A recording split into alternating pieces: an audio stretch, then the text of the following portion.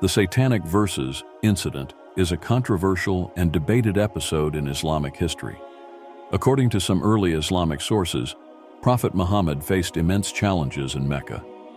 His message of monotheism was revolutionary, directly challenging the polytheistic beliefs of the Quraysh tribe, who were not only the political and economic elite of the city, but also the custodians of its sacred traditions.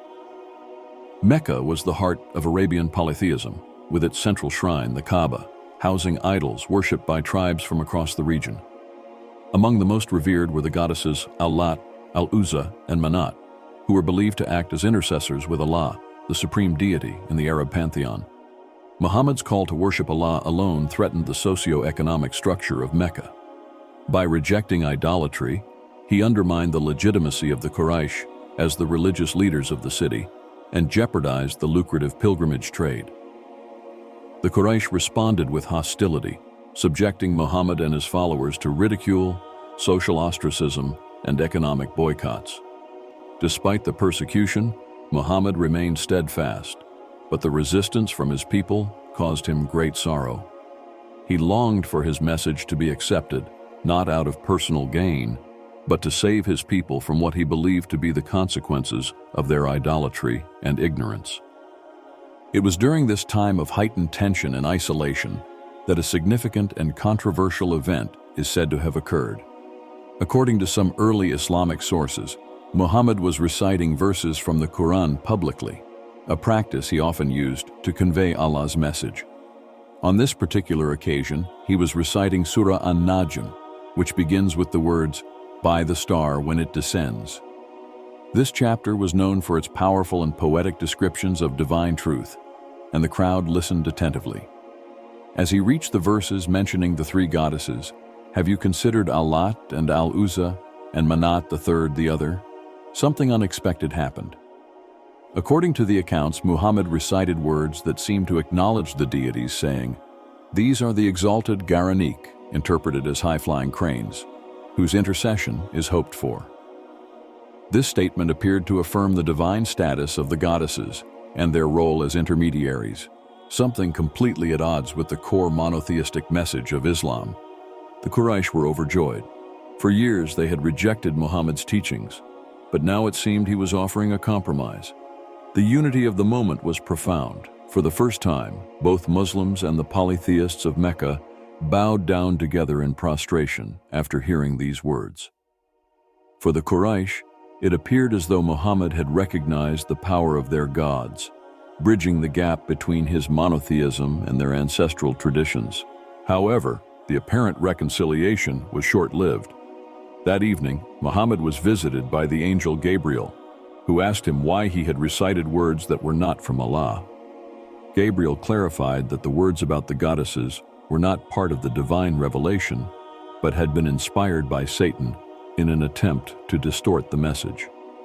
Muhammad was devastated. He realized he had been deceived, albeit unintentionally, and that this deception could undermine the purity of the revelation and his credibility as a prophet. Grieved and repentant, Muhammad sought Allah's forgiveness.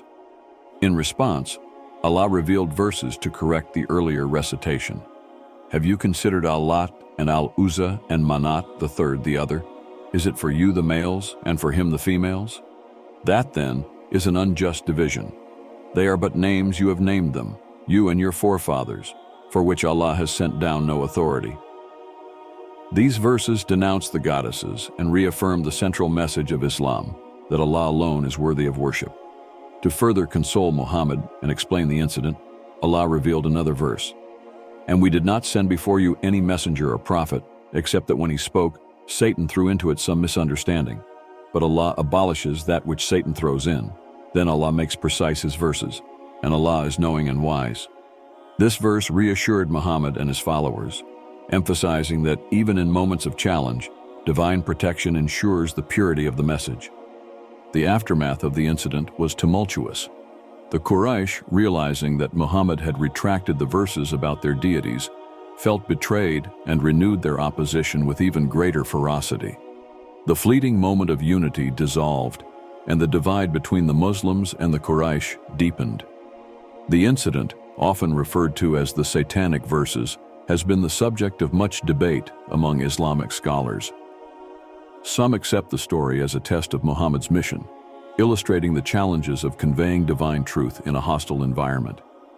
They see it as a moment that highlights the human aspect of the prophet's experience and the constant struggle against satanic deception.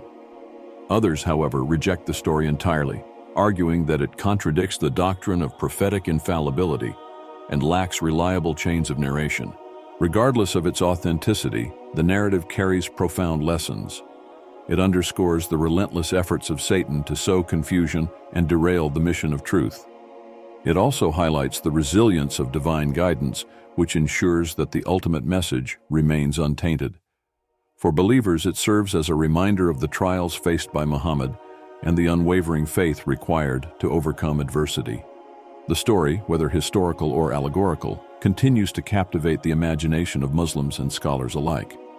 It is a tale of struggle, deception, and redemption, reflecting the enduring tension between truth and falsehood. Above all, it emphasizes the divine promise of protection and guidance, ensuring that the light of revelation shines undimmed through the ages.